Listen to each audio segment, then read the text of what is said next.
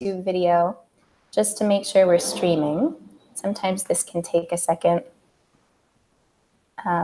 which always means the beginning of the Hangouts is me talking to make sure that it's streaming. And we'll go ahead and see. Oh, there we go. So welcome everyone to our sixth Hangout for the ECD MOOC. We're delighted to have Dr. Aisha Yousafzai join us today, and we can just jump in right away with your questions. We have tons of questions from the discussion forums, and then of course those of you who are able to join us live, we welcome you to post your questions to the live chat. I can see some of you already are saying hello, which is wonderful, and we're thrilled to have you join us. So we can just jump right in, and we have tons of questions, as I mentioned. So one of the first ones that I thought was really important to address was from our discussion forum. And they was wondering if you could speak a little bit about the role of transportation in both rural but also urban contexts for how to support early childhood development programs and some of the issues about infrastructure to help folks receive services.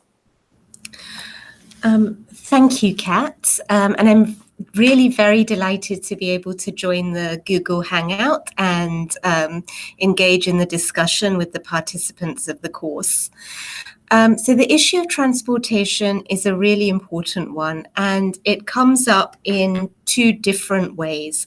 The first is our direct reach to the caregivers that we're providing the services for, the families and the children. And the second is with respect to some of our training initiatives. So I'll start with the training initiatives.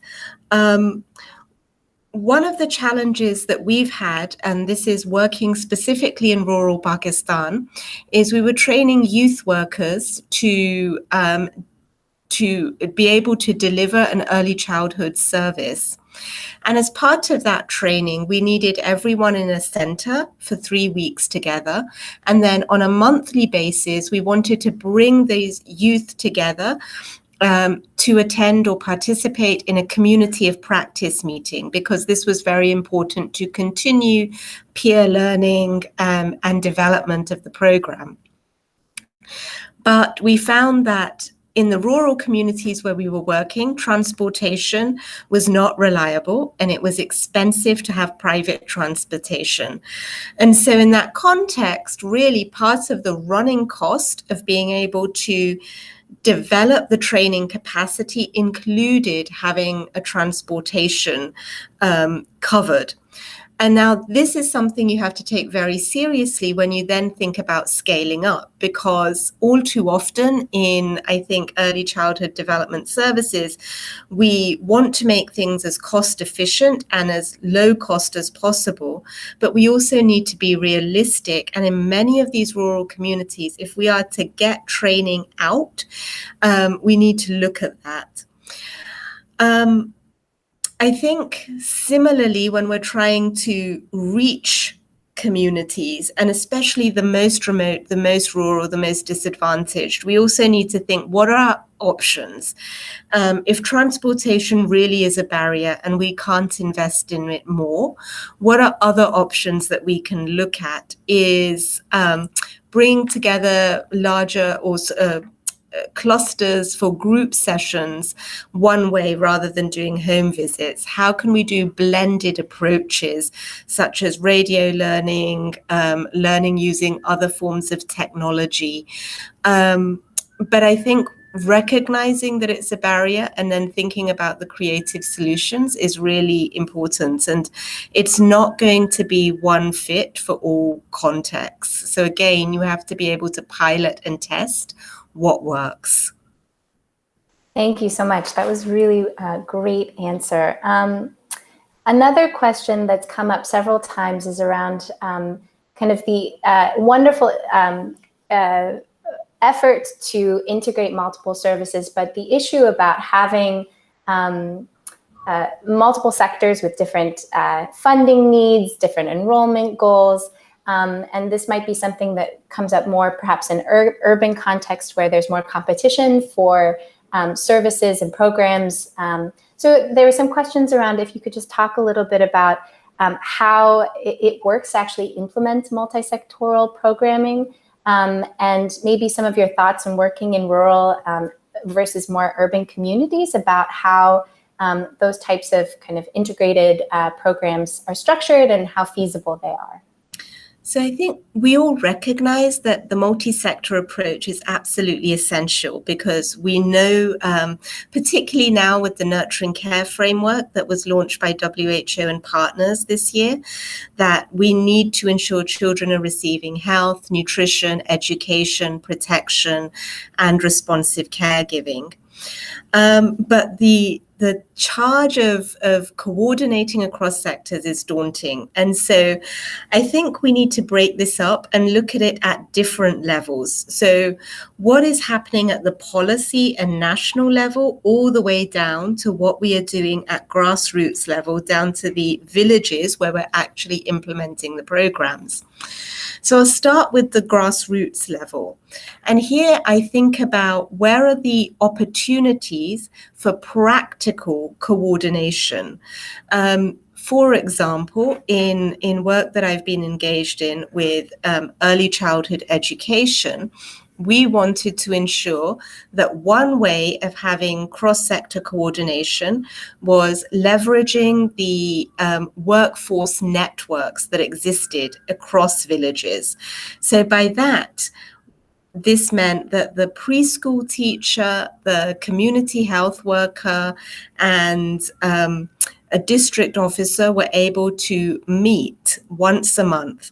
They already knew each other. These are at the grassroots level, these informal relationships already exist. So this was a way of formalizing an informal network. And the point was, if we're coming together, how can we support one another? So the goal was to share updates, but also to see where the different groups representing different sectors could help one another. For example, if the preschool teacher said there's children in my village that aren't attending regularly, but I can't make home visits because it's not part of my responsibility or it doesn't work for my schedule, the community health worker could support her with that responsibility. Or if the community health worker had to have a health day, that could happen within the preschool. And so it was basically leveraging an example of where there was a practical way for coordination to happen. Other practical elements might be, is there scope for any shared training? Is there scope for a shared communication and advocacy strategy? For example, an awareness campaign that goes across sectors at large scale around early childhood development. Is there a way of checking, even if people aren't working together, but to ensure that the messages that we receive about child development and we give to our parents and families, are they consistent across education, health? And again, this is all about looking for where are those very practical, feasible, doable points of coordination. Do we know that referral systems between sectors work? So those things are important. But in order for them to be effective, people need to know that those efforts at grassroots and at the mid-level are being recognized. And that means, where is the accountability? So we need to ensure that as we go up at the different tiers at district, state, province, or national level, that there is a framework, a national strategic plan that holds those efforts together. And then at the national level, we need to advocate for coordinated strategies. So that doesn't mean one super program, but to ensure that individual sectors are doing or fulfilling their responsibility and contribution. How is that coordinated? How is there governance? And how are we tracking progress? So the indicators that we use at national level, are they going to reflect the efforts of all sectors?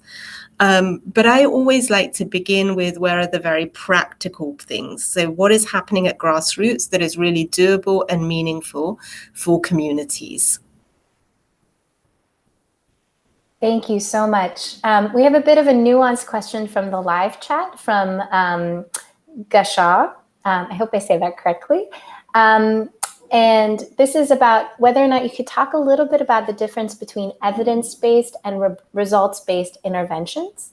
And they're both kind of interested in if there are nuanced differences between that and how that might then affect intervention programming.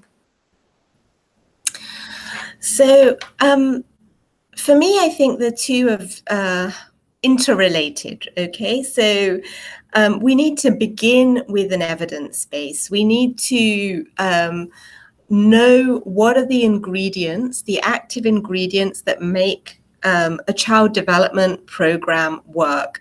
So, for example, a key evidence base is ensuring that children have a variety of age-appropriate or developmentally appropriate stimulation activities, play and communication activities.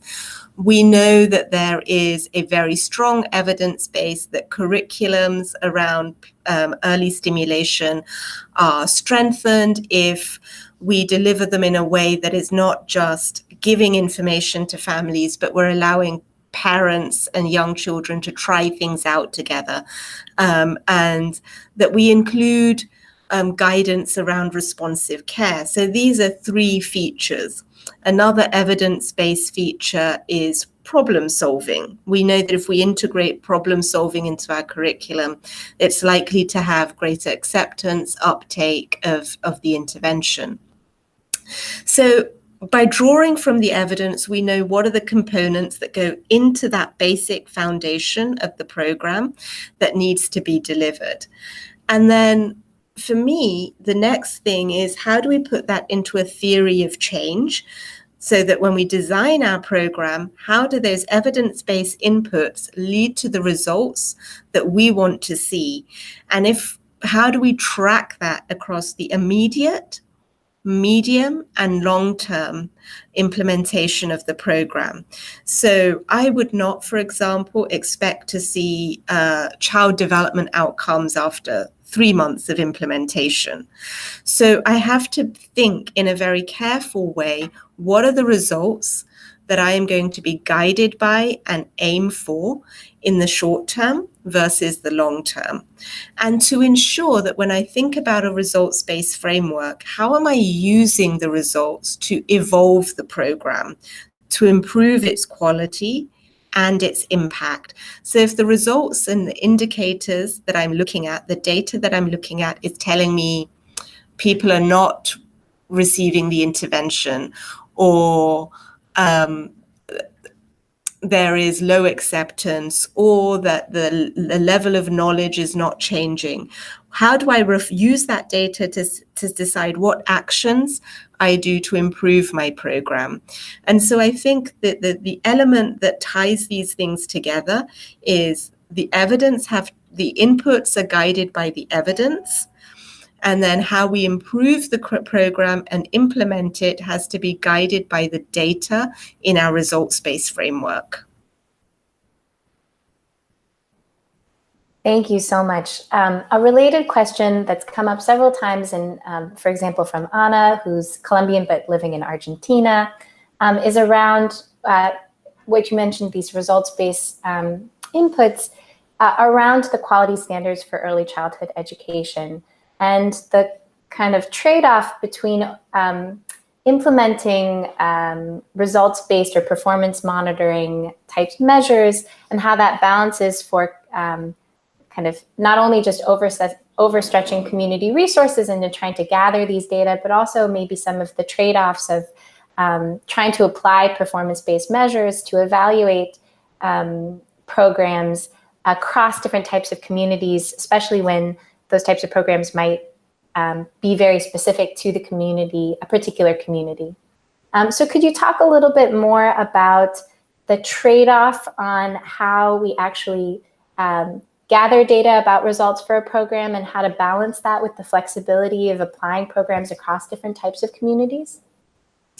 Sure. So I think it's absolutely critical. The first thing we want is for the programs to, we want the programs to achieve an impact, but we also, in order to do that, know that the programs have to be relevant to the local community. If they're not relevant, they're not going to be valued, they're not going to be optimally delivered, or there's not going to be a demand for them. So people are not going to participate in the services.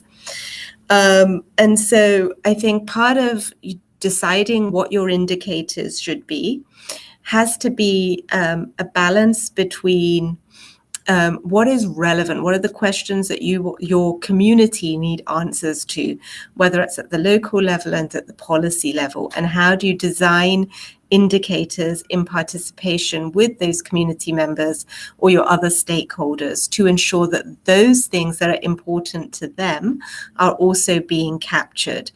But I think that has to be in a pot that's balanced with ultimately the goal of the program, the impact on children's development, on their ability to thrive. Thank you so much. This touches upon some of the same integration points that you spoke of before, but we had some questions about how to support rural healthcare workers or community health workers where there's already a ton of workload. So you mentioned some things about flexibility and having partnerships, but could you talk a little bit more about how to support workers who are in the field who maybe have to find their own funding for training or balance workloads across, particularly in a rural area, across maybe a wide kind of area of services that they need to provide, as well as kind of issues of, I mean, we talked about a little bit about transportation. Do you have any additional comments about how to support these service providers in rural areas? Sure. I think this is a really complex, issue. And I think there are things that we maybe can improve on and control, but then there is a wider issue, which I just want to touch on briefly, which is about the workforce development for our early childhood workforce. We all recognize and appreciate that by and large, this is a workforce that is undervalued, under-recognized, and poorly paid, if at all paid. And so I think there's a bigger global challenge there that we need to shift the way we think about our early childhood workforce. We need to ensure there is greater recognition and support for whether they are community health workers or preschool teachers or child protection officers. That's a given. But I don't think that for many countries we're there yet. We recognize that that's a universal issue we need to address. So I think there's a whole agenda for us, whether we're working in civil society or in research partners, to tackle that. In terms of the here and now and the present situation, I think there are a number of things that we could do to help the workforce that we do have, rural community workers in particular, be more supportive. One is, I think, fundamentally, we need to ensure that the way they have received supportive supervision is absolutely critical. This can motivate or demotivate individuals.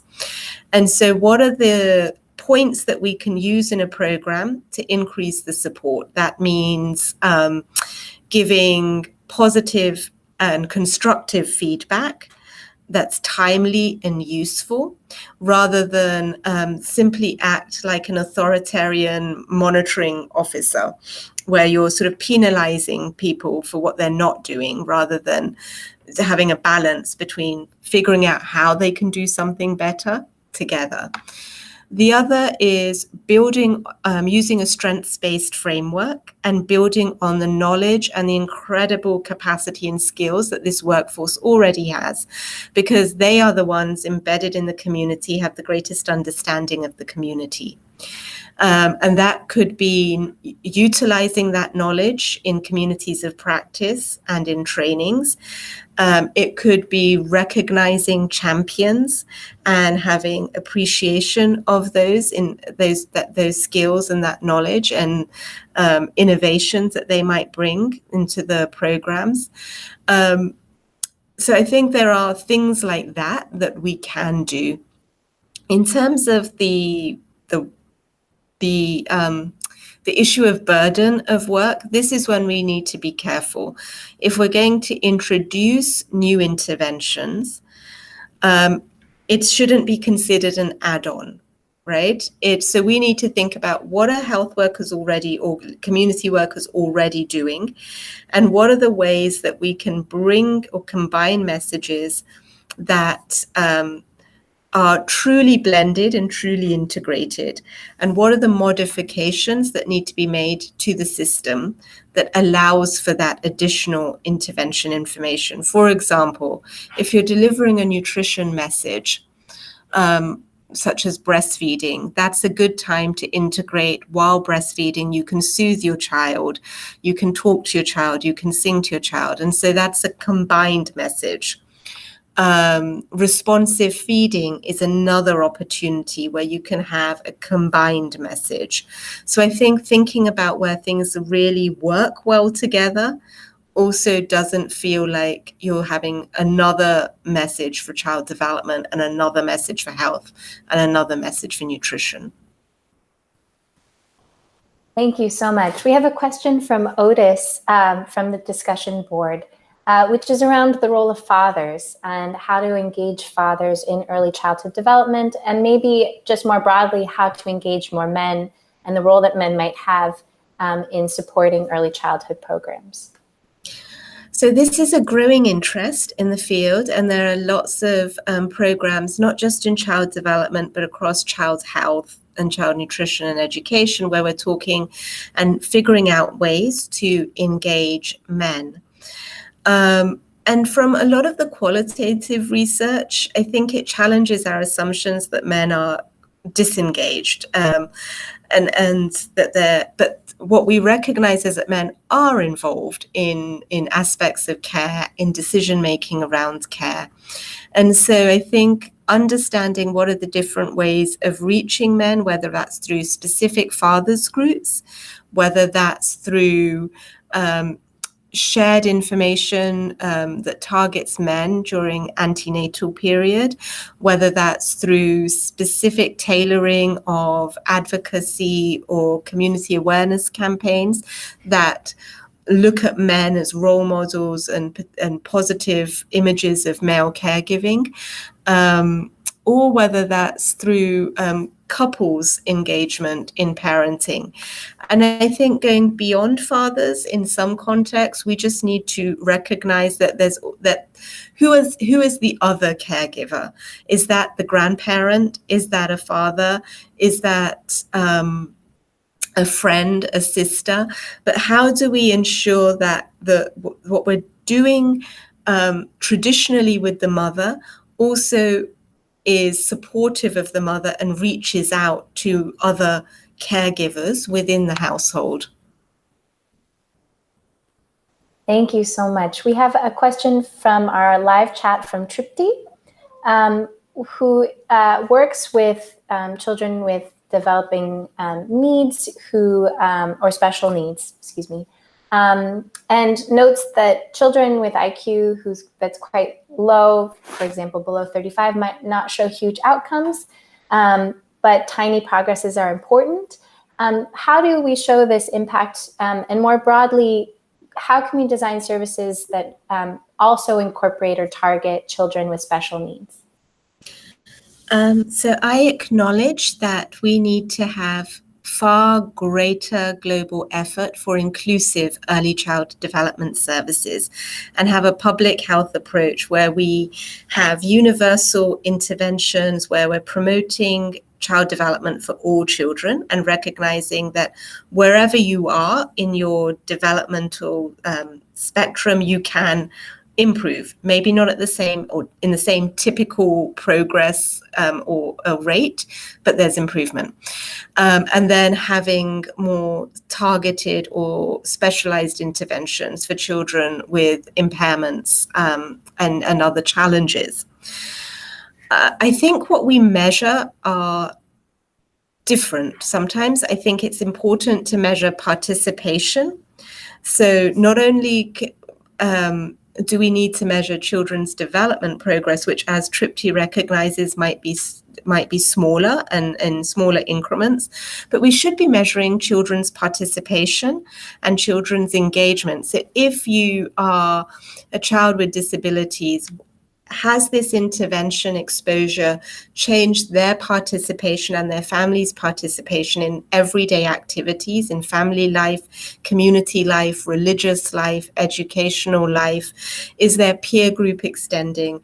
What are the ways and challenges in which they're overcoming activity limitations and participation restrictions? And also, depending on the context, are we capturing a reduction in stigma towards children with disabilities and their caregivers? So I think we need to have a wider scope of pertinent and relevant indicators which show that these children are participating in an inclusive manner in our programs, and therefore our programs need to meet their needs as well. And secondly, looking at these broader social range of outcomes, in addition to traditional measures of cognition, language, and so on. Thank you. Another question we have from the live stream acknowledges that early childhood programming that targets parents is obviously effective, but do you have any thoughts about delivering ECD education to younger adults without children? So how to integrate maybe an understanding of early childhood development into schooling for all before students actually become parents themselves? Is that a useful target, would you say? Okay, so I think there are different ways to think about this target age group. I think when I think about where you might be as an individual, or where at least I know I was as an adolescent, you're not necessarily thinking of parenthood. I think there may be a basic set of life skills that is important in terms of the choices you make, in terms of relationships, in terms of having healthy relationships, communication skills, in terms of sexual and reproductive health. I think all of those things are critical to deliver during that adolescent period. I think having a recognition and understanding of children's development is useful, but I'm not sure how. I don't know if enough of that evidence, if there's enough evidence to say that's retained for when people eventually become parents. So I think it's very different when we're thinking of a universal curriculum for adolescents and young people versus targeted sort of life skills that we know are going to be useful whatever course their life takes. So focusing on education, economic development, vocational training, all those soft skills that we know are going to help them in managing their relationship, in having safe, happy lives, good mental health, are probably where I would put my investment. Thank you. This is another question from Anna, who's living in Argentina, and touches upon kind of this idea of there's classroom education and there's also education that happens out in the world, especially in rural communities, being outside, engaging in nature, engaging, with animals, might be things that are important to that particular culture, but also might have important effects on early childhood education. Particularly when contrasted with sitting down kind of in the classroom. And so could you talk a little bit more about balancing classroom-based education with other opportunities for education that might get children outside, engage more in kind of their natural environment? So this is something that I personally am less familiar with, as I don't work a lot on early childhood education. But from my limited understanding, and I think I would love to hear other people's thoughts on this, I think it's important to give children as much variety of learning experiences as possible. So children should be understanding their community. They should be not they should be sort of looking at how the gardens and thinking about how plants grow, doing practical things, making visits to different places in their community, learning about the different things that people do, learning about citizenship as well as the environment. And I think the more practical ways that we can bring that to young children and take them out of the classroom to learn that can only be a good thing. It shouldn't just be that something they learn about through books, or it should be that they're stimulated, all of their senses are stimulated. But again, I would love to hear from the experiences of teachers who are participating in the course. Thank you so much. So another question comes from Nike, I hope I say that correctly, from Kenya, which is, could you talk a little bit more about, they're particularly interested in the northern areas of Pakistan and Afghanistan, if you have any additional comments about how to get people in those areas more engaged in ECD programs, and whether local or national or international type of programming can work together to support those areas. So if you have any additional comments on that.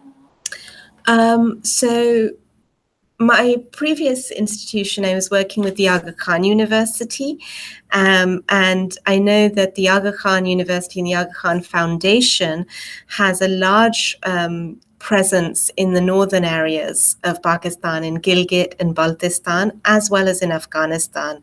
And there have been some really strong programs, such as that have been focusing on building capacity locally to deliver early childhood care, development care and education services, and particularly overcoming challenges because, for example, the northern areas are mountainous areas. They're difficult to reach places and villages, but these programs have shown tremendous success. In Afghanistan, there have been early education programs which have been targeting the training of younger women who have at least some level of high school education to be their local teachers, and then building this in a very culturally acceptable curriculum, again, receiving a tremendous amount of success. And so I would be happy to share the resource information for those programs that have been delivered through the Aga Khan Foundation for the participants. Thank you so much. And we touched upon this also a little bit, but Bushara from the Gambia was interested in, you mentioned a little bit about the role of the mother and other caregivers. Is there any type of programming that would target the parent in helping the parent teach other folks who are around the child or other caregivers to also engage in a good early childhood development practices? In other words, when we target parents for training, should we target just that parent to engage in early childhood development? And how do we translate that into the parent then providing that knowledge or support to other folks who might be engaging with the child? So there have been some great examples where working with mothers or other caregivers to then work with others in their community has been successful. In Pakistan, in the north of Pakistan, in Punjab, on a disability project for children for mothers of children caring for mothers caring for children with developmental delays and disability.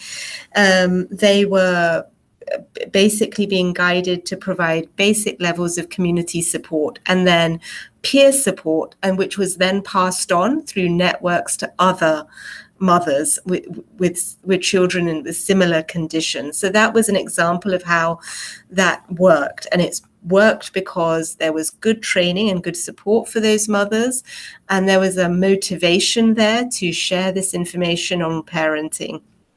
And so that was an example of success. In a more formalized structure in Colombia, the infrastructure of the conditional cash transfer identified mother leaders to deliver an ECD curriculum through a home visiting program. So again, because identifying champions within the community who are themselves parents is an important way to have a multiplier effect in having our interventions reach a larger group of people. Thank you so much. We have a question from the online chat from Desiree. So we've talked a lot about how important cross-sectional and multidisciplinary approaches are to early childhood development. Can you talk a little bit more about some of the challenges you've faced in achieving kind of the multidisciplinary programming, and what are some ways that you were able to overcome those challenges?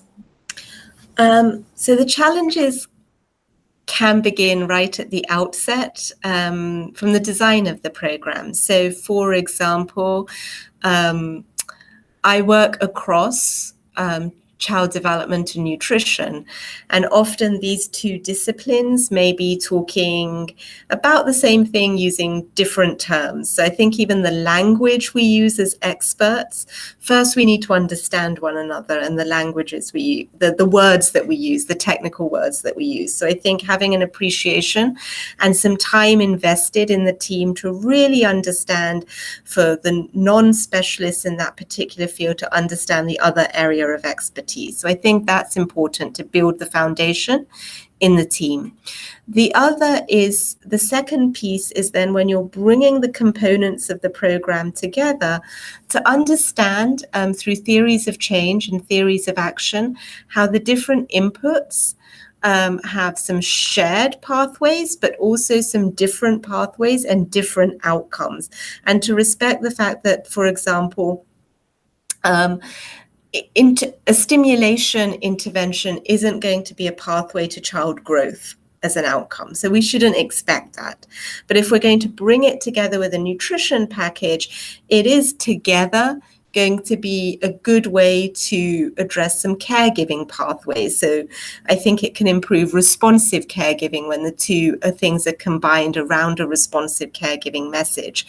So I think understanding what those components have in common and what those components are differently able to contribute to all equally important child outcomes is really important. And I think as long as we do that and bring that common understanding to the table, we can start to overcome some of those challenges. But I really focus on that early phase because that helps mitigate risks of misunderstandings and difficulties as you go further in the implementation.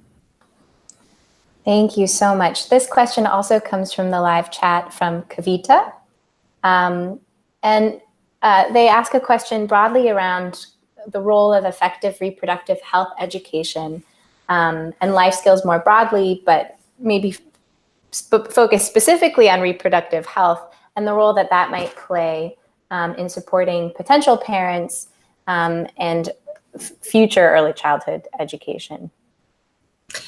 So I think it's important to have we know that for children to thrive, we want to have healthy parents, and that means good health for the mother, good mental health and physical health, as well as good mental and physical health for the fathers and other important people in the child's life. So for mothers, we want them to be nutritionally healthy. We want there to be birth spacing. We want there to be good mental health. So reproductive health and family planning are critical elements in achieving that. We want people to understand how to support mothers so that they can can be in control of their sexual and reproductive health, that they are able to make decisions over their sexual and reproductive health, that they are able to actively have communication around family planning, and that they are supported when pregnant through healthy pregnancy and safe delivery. As well as preparedness for parenthood. And that has to target, of course, not only the mother, but also her partner and others around her who are going to be influential. And so in child development, we really have to think about life course approach. And that doesn't just mean from birth to the first 5 years of life or first 8 years of life. It really also means paying attention to other windows in the life cycle, which includes preconception and conception care. Thank you so much. Another question from the live chat comes from, I hope I say this right too, Nahayo.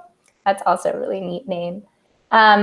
Who is working with lots of teachers and wants to touch on this question of IQ and it being inherited or something that comes through experience, and how can we talk about or teach about the role of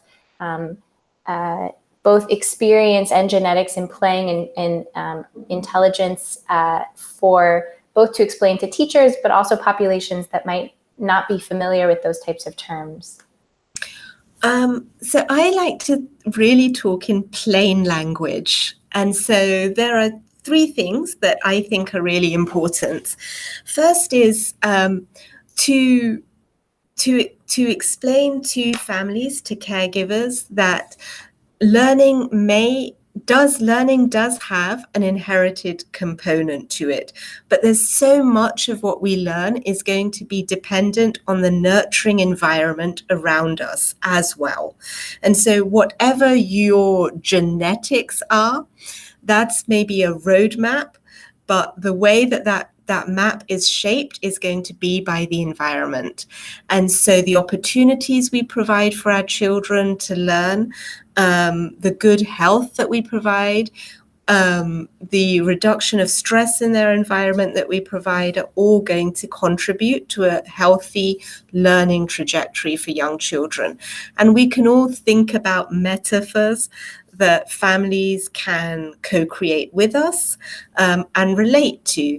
And so I know, for example, building a house was once a good metaphor, where you have the foundation of the house, which might be the infrastructure and that sort of genetic roadmap, but then you need to constantly be building, adding things, tweaking, repairing, caring for it.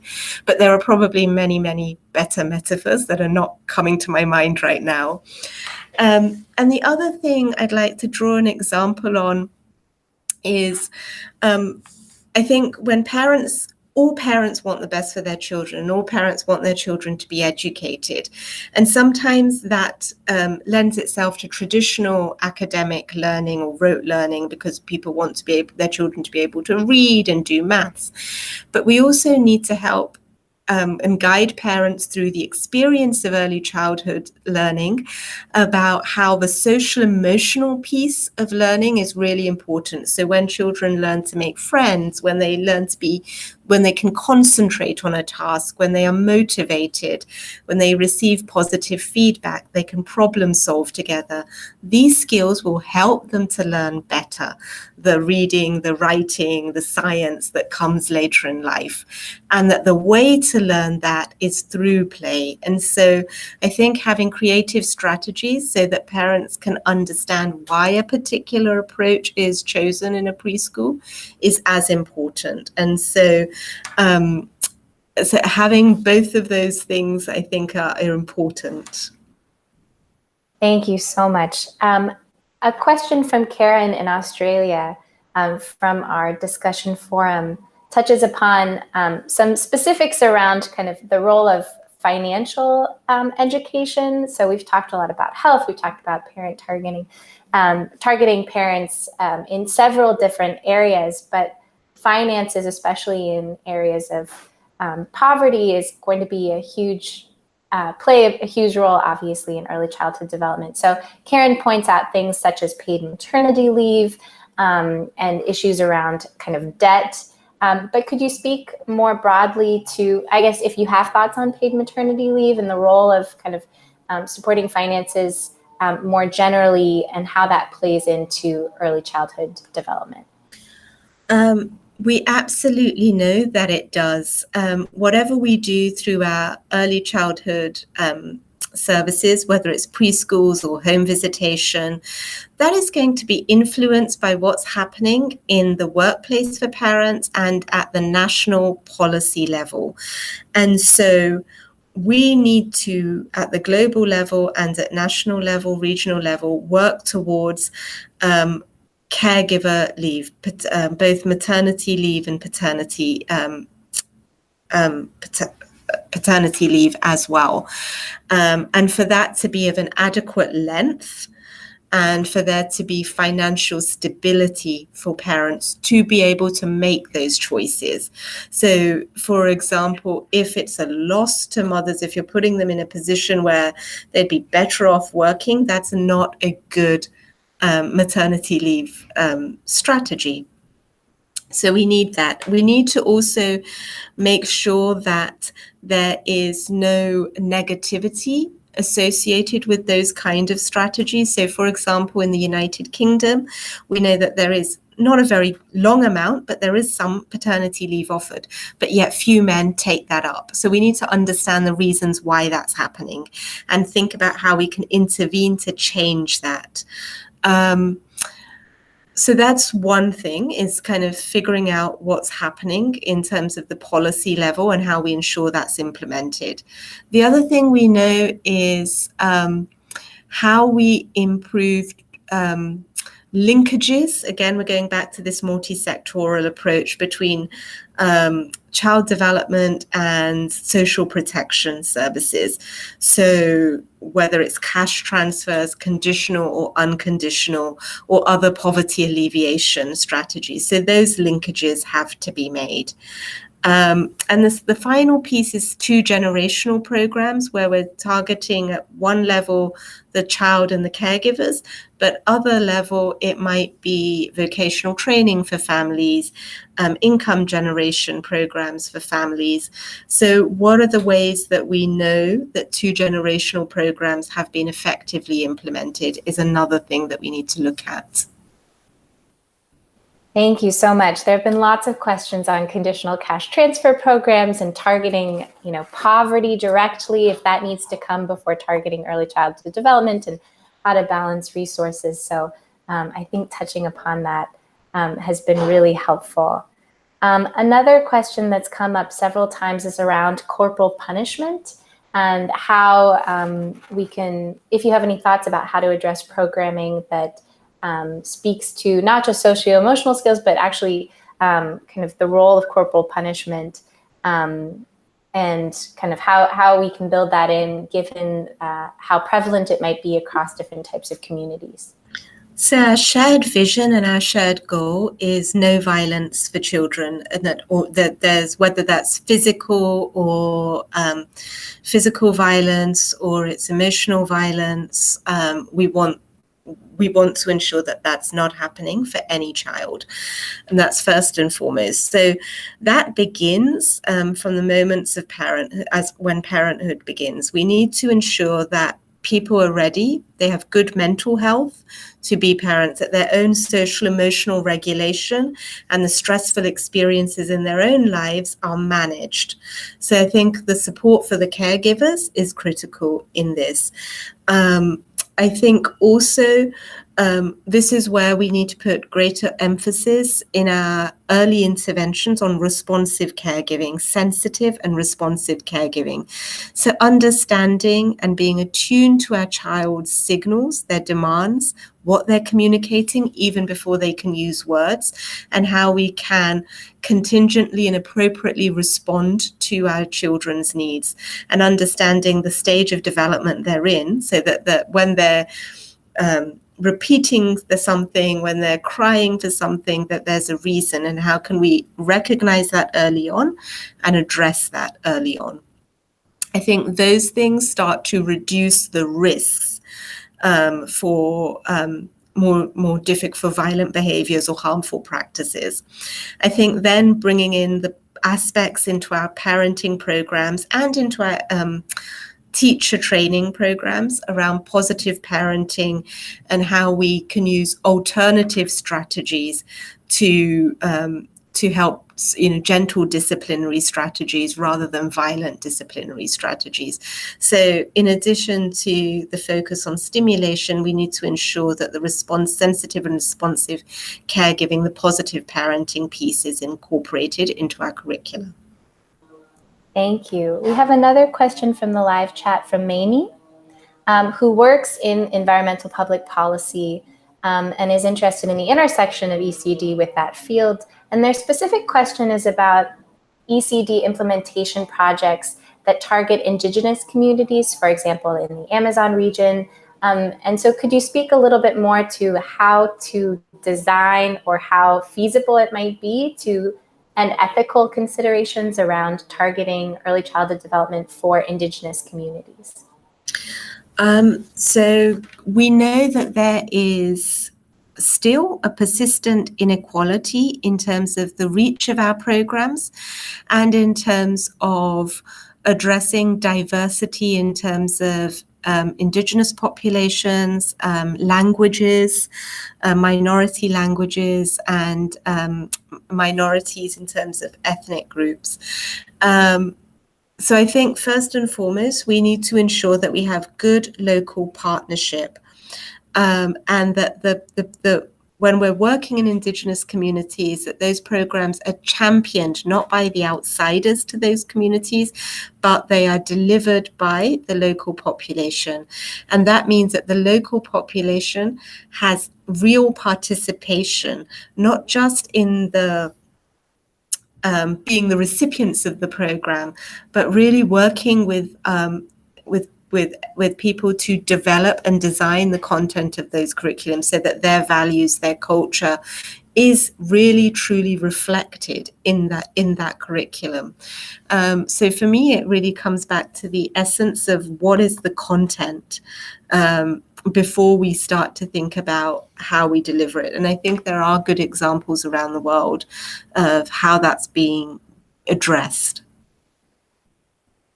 Thank you. A question from Reina in the Philippines, also from the discussion forum, is kind of many people are inspired to now engage in ECD if they haven't already been practitioners in the field, and was wondering if you have any recommendations for an inspired young person or someone who's just come to early childhood development, how to get engaged. What are some ways to either participate in the community that you might recommend? So if you have this wonderful student workforce who's now engaged and inspired, do you have any thoughts about what next steps folks who are in this course could then take to support early childhood development? First of all, I would say that there are lots and lots of opportunities. This is a really vibrant time in the early childhood development community.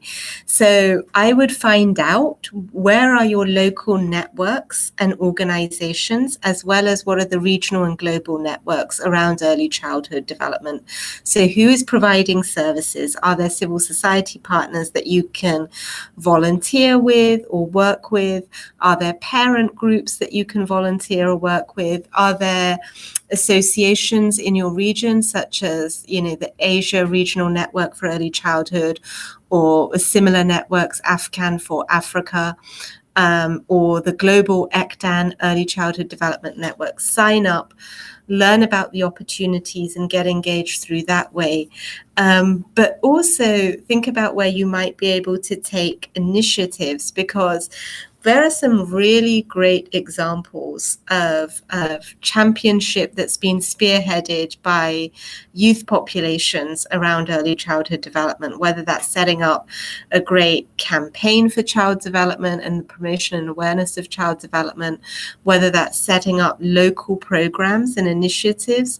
And so I would say that first find out what's going on in your community, how you can get engaged, but then really look to see who you can work with if you have a creative idea, to promote and let's put that idea out there because there's lots and lots of work to be done and lots of people who bring original ideas that we need to welcome into the child development community.